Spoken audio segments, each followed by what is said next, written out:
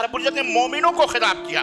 और आप हर जुमे के अंदर सुनते हैं या अय्युहल्लज़ीना आमनुत्तकुल्लाह, या अय्युहल्लज़ीना आमनुत्तकुल्लाह। तो यही नहीं बल्कि आगे ताकीद भी फरमाई, हक्का तुकातिही वला तमूतुन्ना इल्ला व अंतुम मुस्लिमून।